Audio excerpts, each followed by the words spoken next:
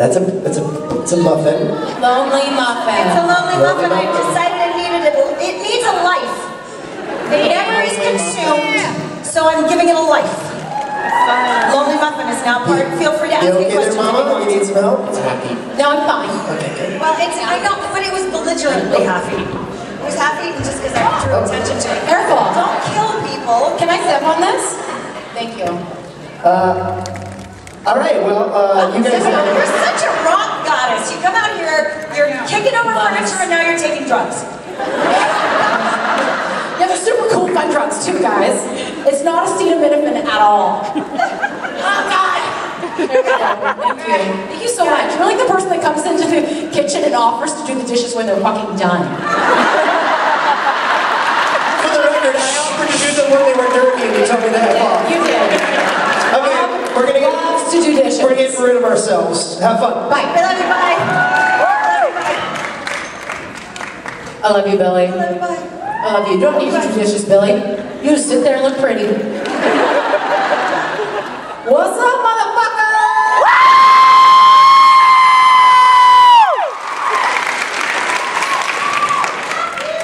I love you. Sweet crowd, man.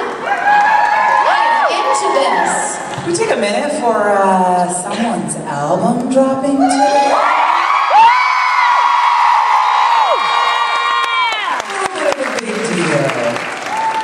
Thanks, guys. I have not cried about that 17 times today, so She has.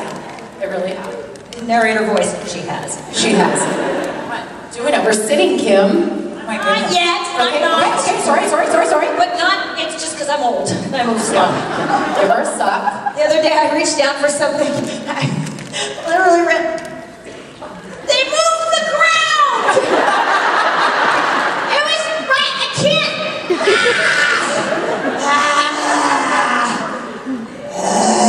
Somebody there to pull you back? No, someone got it for me. Ground? I'm not kidding. I was reaching for a sponge and someone actually came and put it in my hand and I stood I wonder if I do that. I wonder if I just like bend over for long and... Never mind. I heard that. I'm like, everyone will help That's you. even where? Yeah, exactly. If I bend over for long enough, what will I get? Don't answer that. Pregnant! No, I'm just kidding. Oh, this is like a Saturday panel already. Okay. Good luck to y'all. Good luck. Are there any youngsters out there? Shut your ears. Shall we? We have some sweet lineups. We didn't even have to start talking about our periods. Ooh. Oh, yeah. I can, though. I can. Where are we going? Hi. How do you guys memorize your scripts? I don't. I have an earpiece. No, I'm just kidding. It is a muscle. And so over the years, I was not good at it when I was younger, and over the years I've become better at it. But for me, I need to picture the words in my mind. And so I need to practice it a lot, so it doesn't look like while I'm acting, I'm going, you should come with me! Like that. Good for you guys, right? You should come with me! Now I have to, it depends. If I'm doing a play, I generally can't memorize until I'm up and wandering around, so I know where I'm supposed to stand. There's a lot more time with a play. With television, I have to figure out what the thoughts are, and then the words generally follow. If I'm having problems getting words, it means that I have not made up my mind what the hell she's thinking. To the point where there was a point when I was working, Jensen was directing me, and he came over and there was words I was getting wrong, and so I was just trying to get, he came over and he goes, what are you doing in this section right here? I said, I'm saying it as fast as possible so that because I don't know what I'm doing. He goes, that's exactly what it looks like. No, he was right. And then he told me what my character was thinking, and I remembered the words. So Jensen's magic. Is the story I can take away from this. No, I'm a cross between the two of them. Actually, sometimes I'm just like, I just need to see the words, and they kind of flash before me, and then they need to dissolve, and then I know what I'm saying, and then it's just actually remembering thoughts and intention, and then it's all fun. But it's not fun until all of that work is done. That's the truth. Thank you. Thank you. Well, hello, you.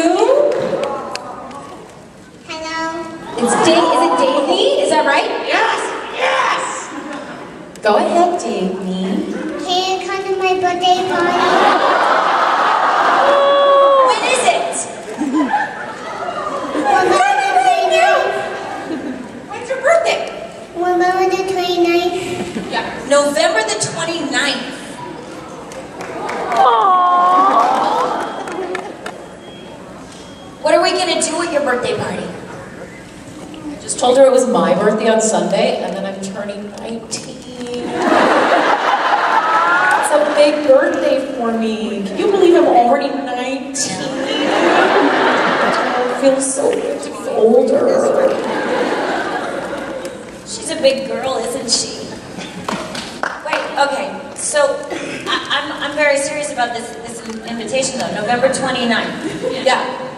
What day is that? Hold on, I have my calendar. And where do you live? Because I'll have to like talk to my travel agent. Indiana. Oh yeah? Indiana? All right. Okay, that's a Monday. Spell your name for me. D-A. E-A. D is in David. Okay. A is in Alpha. D-A. V is in Victor. V. A. A. N. N. I. I. E. E-E. Okay, so, Davini, I will probably not be in Indiana on November 19th. 19th is the 29th. Okay, there we go. Gotta make sure we get it right. Are you or your mom on Twitter? Yeah, it's on a Thursday, yep. So on the 29th, Davini is going to get a bunch of tweets for her birthday. So we might not be there, but it's in my calendar. I'm going to give myself a warning, and I'm going to make sure I get you a bunch of messages, and maybe my daughter will draw you a card. Would that be all right?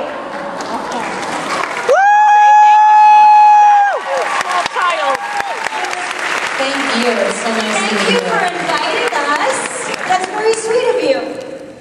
None of you other fuckers are getting that treatment. I want to be super clear. I was just going to apologize to her for my language, and I was like, no, she knows us. She gets us, right? Hey, turn the lights down. Turn the lights down. They burn. I am so much prettier in the dark. Okay. So I've been told. Oh, God. Oh, this feels good. Okay. All right. I have a warning the day before. I'll text you. Okay, thank you. Everybody's going to find out. We're all going to remember this. All of you. We're all in it together, y'all. All of you. Muffin, you got that? You fucked this up. Got this, muffin. Oh, jeez. The loneliest muffin in the world. Sorry, my phone. That's what she said. Never be sorry. Okay. Hello. Hello. My question is for Kim. Okay. If Cole and Dylan were on Supernatural, what would you want their characters to be?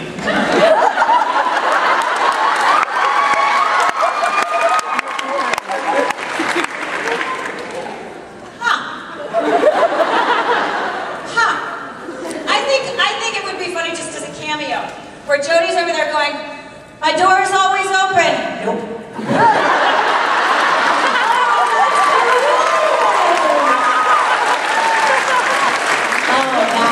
Good, Kimberly. That was from my former life. Never mind. It just goes on about her business. My door's always open. Not for you, though. I know. I love that. Thank you. Hi. I just saw Kim and Briana at their photo op. Hi. Hi. And this is a question for all three of you guys. What's it like being women in Hollywood, first of all? And what's it like also being pretty much the only ladies really alive on Supernatural?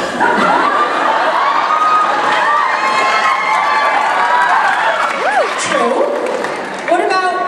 What about Sam's character? But they're in the alternate universe still? Charlie and Louie are Louie and Charlie on a road trip. Yes. Mary's here. Wait, what? They're on a road trip, yeah, Charlie and Rowena. Yeah. Girls are all still... All girls. I get your point, though. I get what you're saying. Yeah. Yes, and it feels good. Knock on wood. Because you know what I'm saying? That's what she said? You're a dirty little fucker. I like it. Is that how we're gonna roll today, guys? Is that how we're gonna roll? Alright, you asked for it. That's what she said.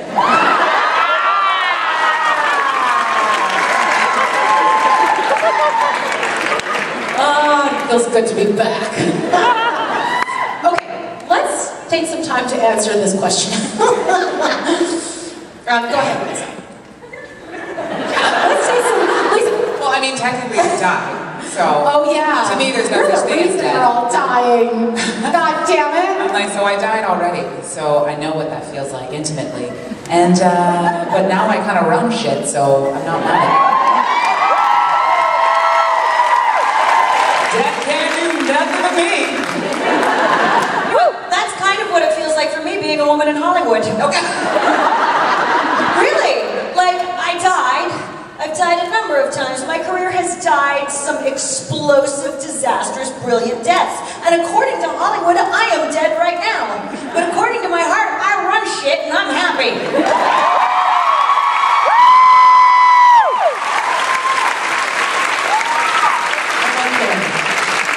I don't live in Hollywood. I live in Canada. So that's where all you do is you go to work and then you come home and tend your garden. So it's a little different, but yeah. It's all kind of the same bullshit that you imagine. A lot of younger, thinner, prettier, and all you do is you keep showing up. And then they go, oh, you're still here. Okay, fine. And then eventually, you get exactly what you want. So, keep showing up. Thank you. First, I'd like to say happy birthday, Briana. Thank you. Thank you, thank you, thank you. This has nothing to do with Supernatural. Cool. I'm a huge klutz, so I'm kind of wondering, what is the dumbest way you guys have ever hurt yourself? Well, I mean, I got one right on, because I do this a lot. Oh, give it. There's a scar on my hand, but I think you're like this too, from what I hear. It's like, I was doing dishes, and I dropped a glass, and I was like, I picked it up, I was like, oh, it didn't break. It broke. I just started bleeding profusely, and I was like, Robin, who was my roommate at the time, I think I should finish up with the dishes. I really do. And she comes in and she's like, whoa, are you okay? And I was like, actually, it doesn't hurt at all. Like, I was so amazed by the experience because I was like, this is the greatest injury I've ever had. You know? So that's my favorite because I felt like Wonder Woman. I learned how to do push-ups on the tips of my fingers because I couldn't put my hand on the ground, and it was right at that turn when I was like at like the top of my, oh my god, I'm doing it, yes, losing all the weight and getting in shape, and I was like, I'm not stopping now. Push-ups like that. So it's an iconic injury, but they happen all the time. So, dumbest way we've hurt ourselves. I don't know. Standing next to a door talking to Oz or Chow like this. Oh, yeah. And then he closed the door. You don't know about this? I know. Yeah. He's inside the van, I'm outside the van.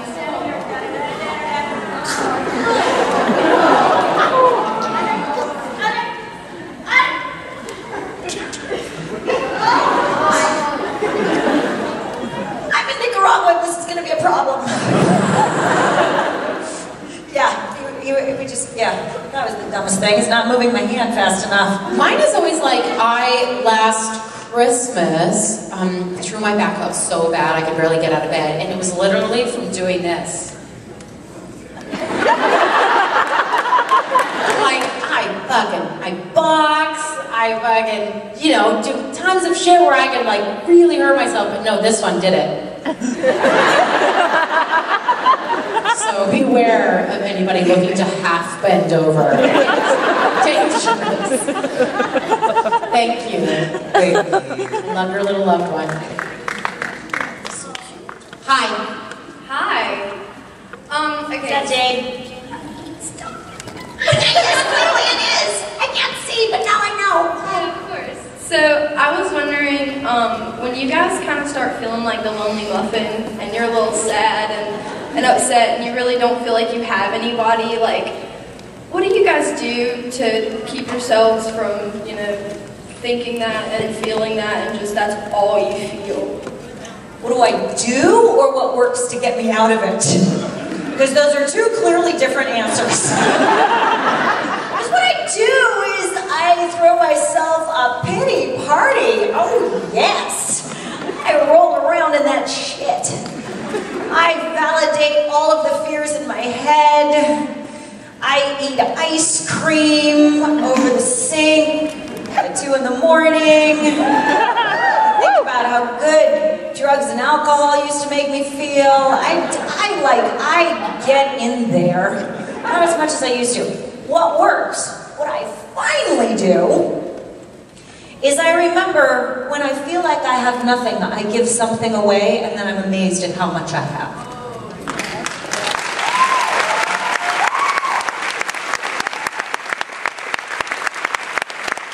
So, my suggestion, it's not advice, but my suggestion, my experience is that when I am in pain because no one loves me, I find someone that needs my love, and I give it freely. And it works.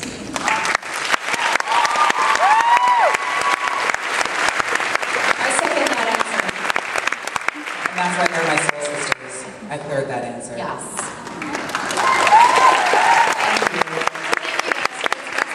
A little bit lately, and I really appreciate you guys doing Anytime, that. girl. And I love you. I love you. I love you too.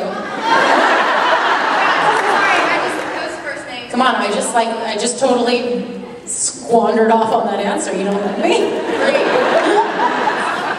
Just kidding. Don't ignore me. I need a lot of attention. Hello. Hi, Kim and Briana. I met you guys yesterday at the PJ party, which was great. But no. But the question is for Lisa. You do. So I heard that there was a rumor going around that you were a fan of Supernatural before you got on the show. So yeah, is that true is my question, and then in general, what is your favorite episode, and what is your favorite episode? If you were on it or if you didn't work on it. I am a fan of the show. It's true. Do you want to know a funny thing? I'm going to interrupt you rudely right now. Is that they did the teaser that Phil built that you're singing on. I recognized her voice because Lisa and I have known each other for a long time, and then I saw you at the very end. You said something, your character, and I think I messaged you, and I was like, "Are you fucking on Supernatural now?" She's like, "Yes," and I'm such a big fan of it. You totally were fangirling with me over on message. I was like, "This is so cool." But I didn't even know. I do. I love the show. I think it's a lot of fun. It's also been the show that somehow has been there for me at the time when I'm like, you're going through what I'm going through. Right? You get me. It's one of those kind of moments, and I think one of my favorite episodes is when they went through the parallel worlds, and all of a sudden it's like, you guys are actors, and Misha comes out and is like, are you guys running lines again? Yeah, that's everybody. I mean, that's my favorite. Is that everybody? I mean, it's my favorite, I think it's a lot of people's favorite, but it's my favorite because I know the crew, and I also live in Vancouver, so I know a lot of the actors that are playing the crew members that are my friends, so it's really kind of funny to see my friends playing my friends on TV. It's very heady shit, guys. But yeah. I love it, but that's my favorite episode, and yeah, I do. I've seen the show, the series a couple of times.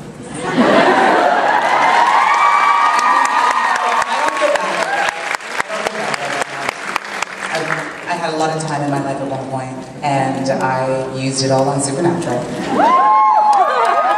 I got there to spend time. But what I love about having watched the show and know it as well as I do is it really did inform how I brought Billie to life.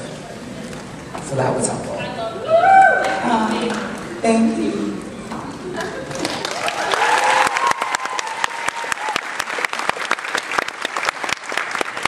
Hi, I'm Ava.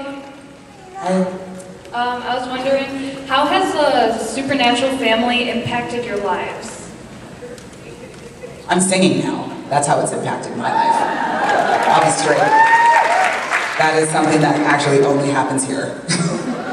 So that was a big thing for a lot of people. I know we talked about it this morning, and I know you're nodding your head. Same thing for you, same thing for Ruth. Elena sang a song once. Yeah, isn't that funny? We're like, singing. I know, on a show that nobody's singing on. It's not like we're on Glee, but that is definitely the thing. And then the love and support that followed the opening of the mouth and sharing our voices has been like the biggest transformative thing. And I know with Briana and with Kim, it's just been so inspiring to me because I myself had so many limiting beliefs of just like, and I'm over 30, so I'm done. So that dream can die. And then they kind of reminded me that no dreams ever die. And I really, really appreciate that because it feels so good.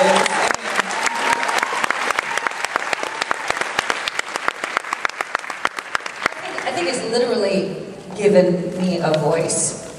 It's not just a metaphor that I'm singing now.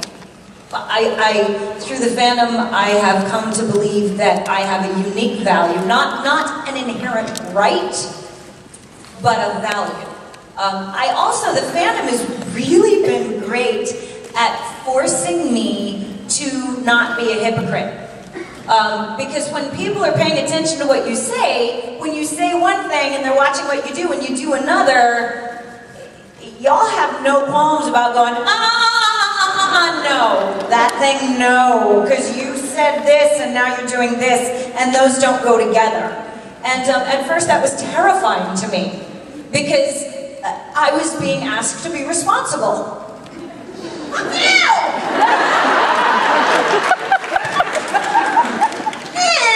You don't understand me. I would have met with, and I didn't. Okay, now you're right.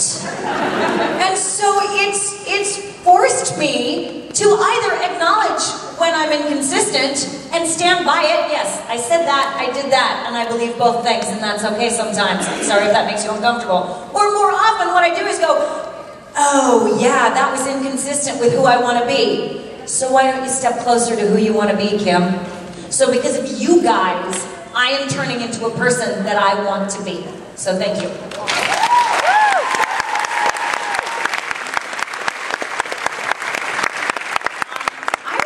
It would be a shorter answer for me to tell you ways that the show has not changed my life. My life is intensely different since being on that show in kind of every single way. I also was pregnant the first time I was on the show, and now have a child, and so all of that is very different, and so she's estranged. Her whole life has been a part of the show too, and I feel like everything I have is in large part because of you guys. This album is entirely because and for you guys. A lot of opportunities that have come into my life, a lot of people that I've met, friends.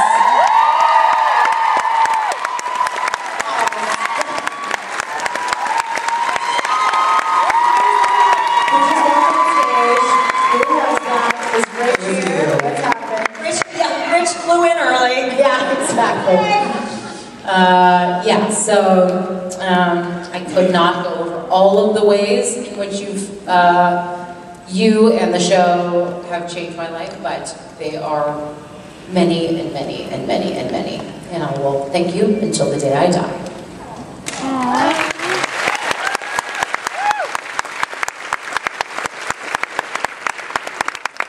I don't remember what side that came from. Thanks, person that's not there. Questions, but this is a question I've had for years. I'm turning 17, and for about 13 of those years, I've watched Kim on TV, and it's just like she's grown with me. And I just wondered if you knew that you had an impact on a bunch of Supernatural fans because you were with them since early childhood.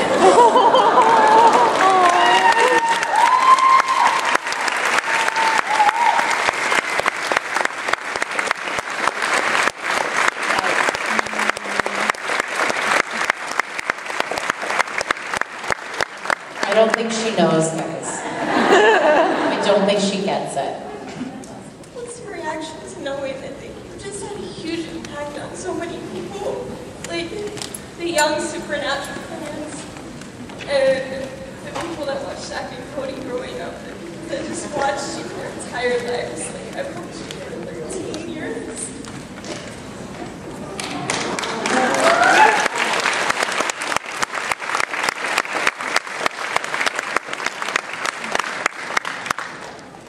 Reaction. I don't think about it because it's huge. It's big because this is so big.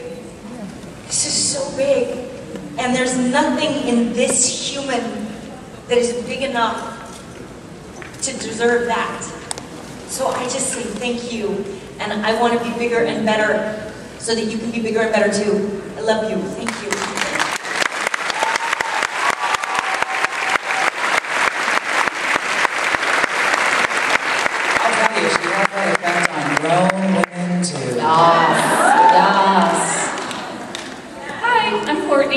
Courtney. Hi. So my question is for Kim. Since you were on Criminal Minds and your character... Sorry, guys. Sorry. Stop apologizing. They made me do it. No, this one needs to be apologized for. Yeah, your character was kind of a bitch. That's accurate. Since your character basically disbanded the BAU, my question is, what supernatural characters would you take to form your own BAU to replace them? My own what? Your own BAU. Oh, wow. You guys can answer that too. Help me. What supernatural characters? Everything she just said. What's BAU? The Behavioral Analysis Unit. Okay. Like, I would join any team. No, death would absolutely, I mean, like, death has to be there. Yeah, because, happily. Forcing. Who's the profiler? What character would be a profiler? Sam, but he's not a creature. Well, I mean, he's a lovely creature. Rowena. Yeah, Rowena. Oh my God, the BAU full of Rowena, death. Who are we gonna throw in there? I can't just put all the people I want to play with. I mean, now whoever you say is gonna sound that's like what she said. Play them. But yeah. Oh my God, I don't know. I have to get back to you on that one. Charlie. No, we need a psychic. The profiler, I think Patience would have to be in there. Like, Patience would have to be in there because we've got this, she's gonna start, like, fixing her powers. And then Garth, because I like him. He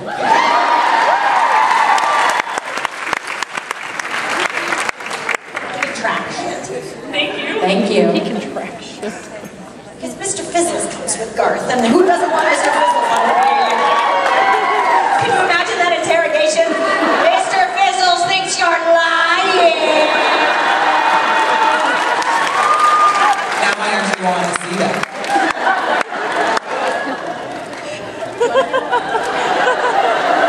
That's a different show. Interrogated by a sock puppet. I don't hate it. I don't hate it.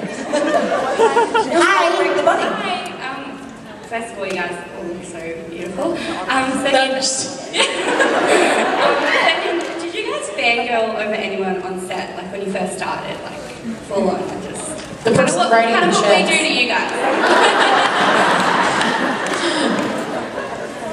Well, I'll be straight. Yeah. I fangirled out a little bit when I saw Kim. I was walking up, remember? It was the premiere in LA. And I'm walking up with my fiance and I was like, be cool. Be cool. She's right there. Hey, so nice to meet you. Hand goes out and she's like, hi. And I'm like, true to Kim Rhodes' form. Open arms. And I was like, I think I love you. And then it's been nothing but like the best ever since. I truly think I worship the Church of Kim. We're both pretty consummate professionals.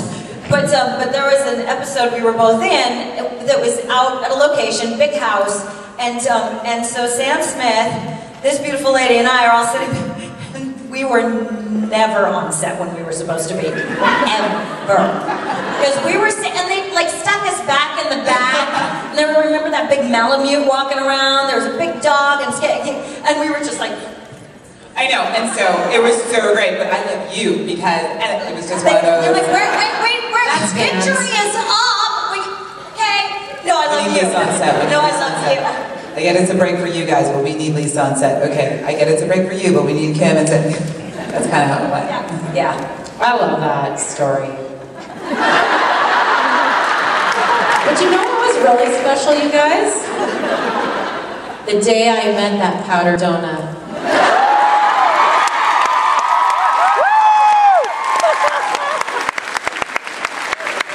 Tears were shed.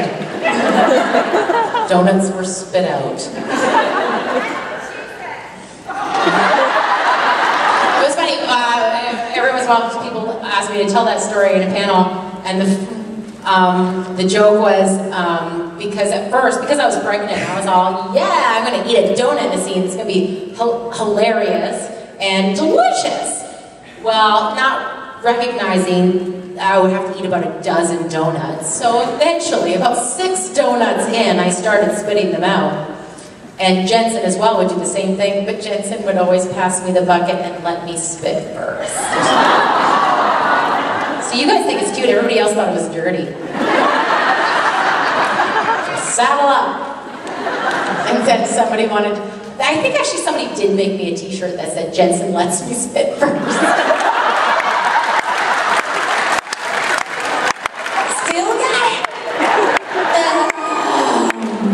There we go. Thank you for your question. Sorry, Davey. Hi. Hi. So I love all of you guys so much, but Briana, I just have to say you are everything I aspire to be in life, and you are my role model, and I love you so much. Wow. Thank you. My question is for Lisa. Very much. You have to ask me a question. Yes, I am. Okay. I just wanted to know. So I was listening to your album this morning and I only cried 4 times. And I just wanted to... That is such a weird thing for me to take in. So let me just do that for a second. That's so fucked up. And thank you, and I will continue to be weird about that all day long. I wanted to know what song on the album was most important to you when you were making it. Important to me. I still think, and this is my answer for a lot of the questions, because it was the first song I recorded, and it's the only song I performed live, which is Better Than That. Better Than That is a song that I heard in such a random way.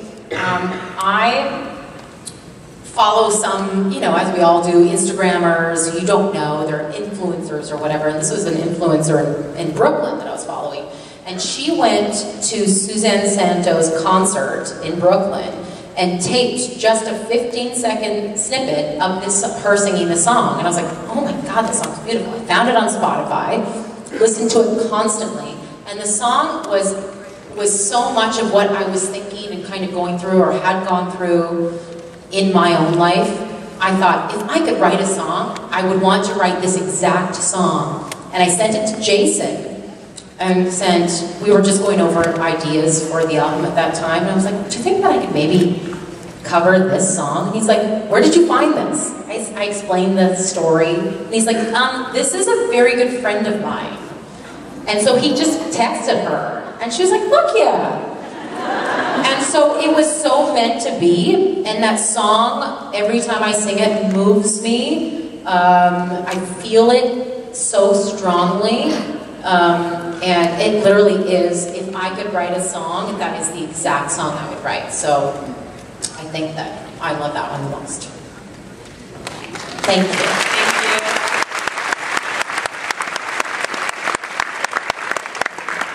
Yeah, meant to be. Hi! Hi, Kim. Hi, Lisa.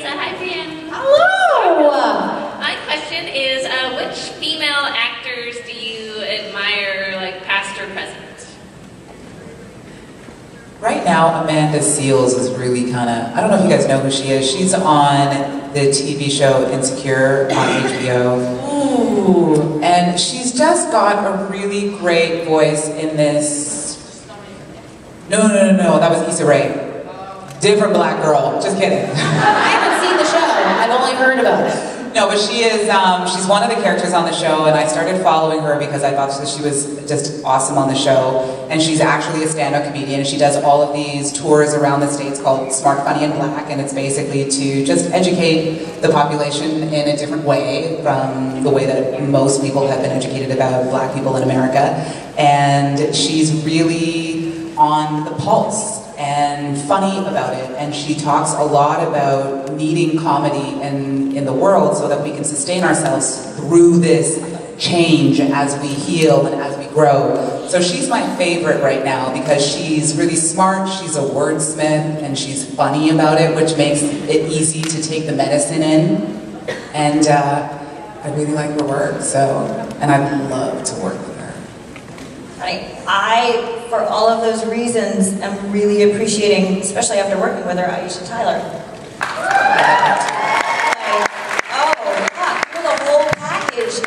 And I so admire someone with a passionate point of view who gives you the medicine sweetly, with humor, with not like, you will take this, but instead is like, you want some of this, don't you? I also have really, thanks to my daughter, I just had to turn my phone on. I'm really appreciating Pink. Me too. Yeah! I wish I could sing, because I would love to do Fucking Perfect for Saturday Night Special.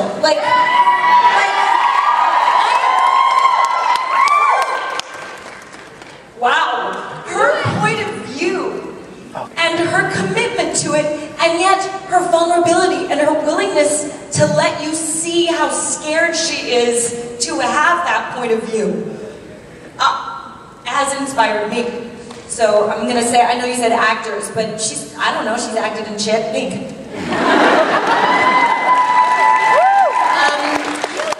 My inspiration in actors changes constantly, but what this is kind of a general answer, what I'm very inspired by are relatable characters, but kind of not extraordinary characters. Characters like women from Glow. I really love that show right now. Orange is the New Black. Yeah! Stories that are being told about people who lead regular lives. I grew up in a very regular household, and my mom would be the first one to say, I didn't achieve anything extraordinary in my life, which is from the eye of the beholder, but I find something so inspiring in finding and watching the stories of women going through everyday hardships. It makes me feel like I can go through that. I don't need to go through anything extraordinary, but I can still achieve something incredible.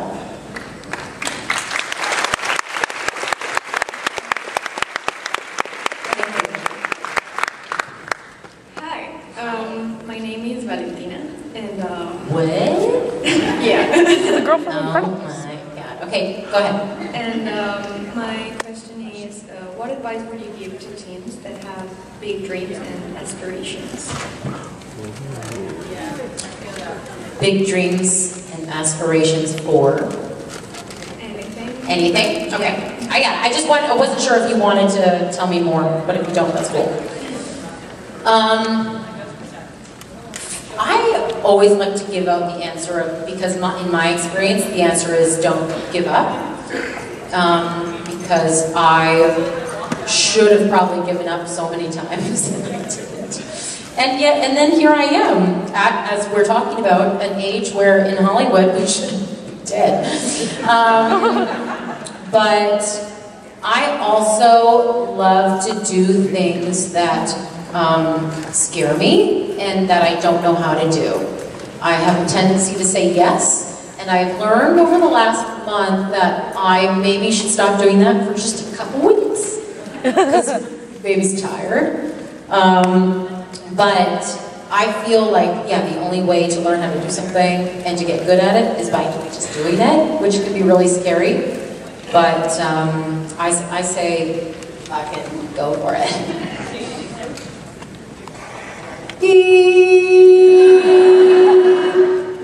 I found the danger with big dreams is attaching my happiness to their outcome. Because we all just watched me have a big dream. And we watched it not happen. And it broke my fucking heart. But I wasn't wrong for having it. And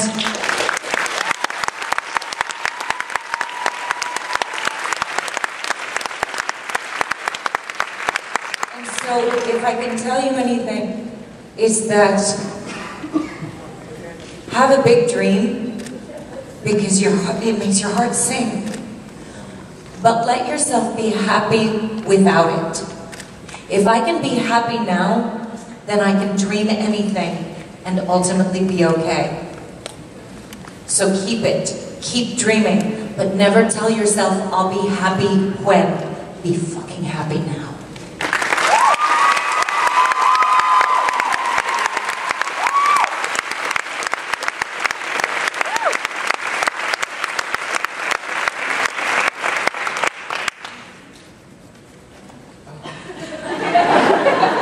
Taking all that in. I'm like, no.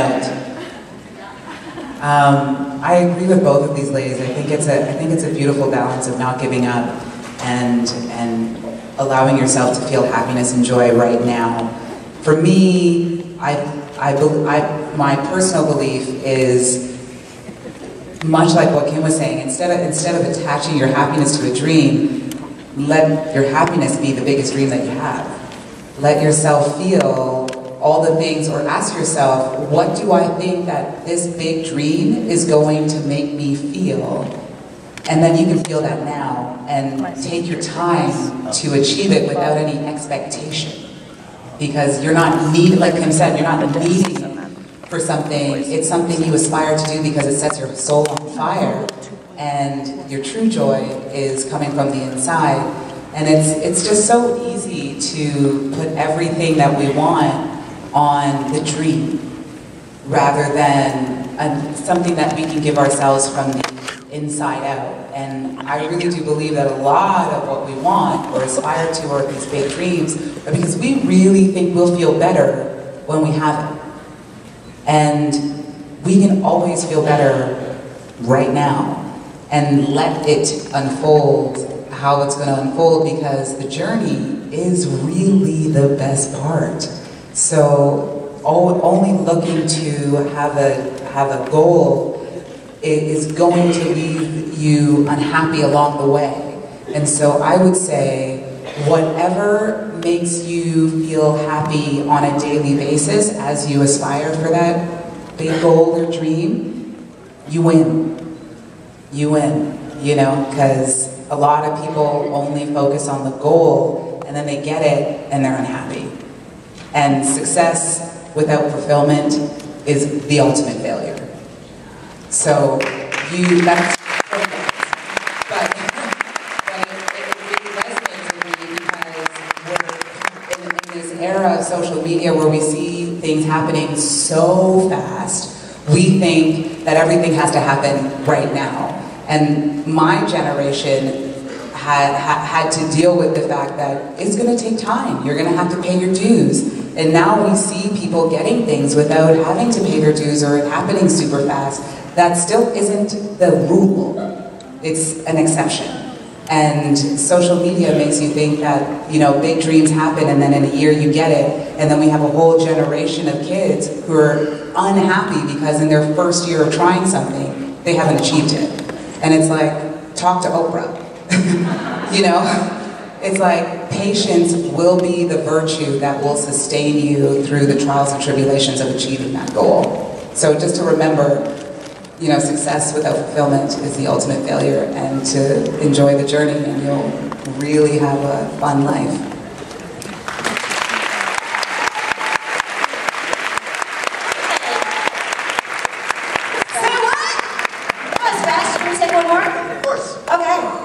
Make it good. Hi.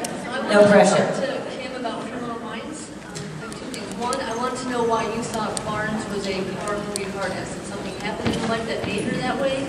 And I'm dying to know if Kristen Bagnus is anything like Garcia. You're dying to know, wait, what's the last part? If Kristen Bagnus is anything like Garcia. Vegas is anything like Garcia. The character that she did that. Was great. Yes. What happened to Barnes to make her that way? I don't know. Oh, you did great. It was explained a little bit, but I think she just decided that's what she had to do to get what she wanted, and that she was right. And she's anything like Garcia. She's really smart. She's very kind. She's very passionate. Like the good sides of her, I would say, yeah. I mean, I didn't get to know Garcia that well, but she was lovely. She was very, very lovely. Yeah, she's just as quirky. She's just as, but she's a little more focused. Thank you. Guys, how was it? Were you together on stage for the first time, right? How was it? Dreams do come true. Awesome. Oh, yeah. My muffin, I mean. Cute. Not lonely anymore. Eventually, it's going to be the not so lonely muffin. That's what she said. That's what she said. On that note, take me here all weekend. Ladies and gentlemen, Kim Rhodes.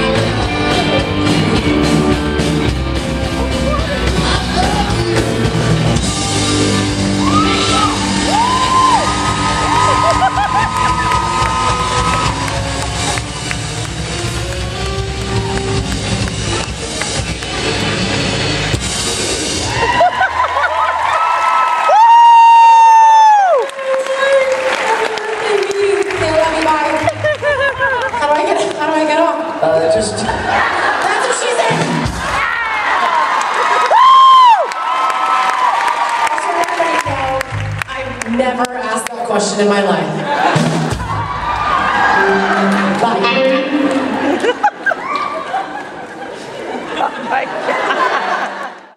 Hey, I'm Jim Beaver from the TV show Supernatural, and be sure and check out the content on Wayward Fanboy.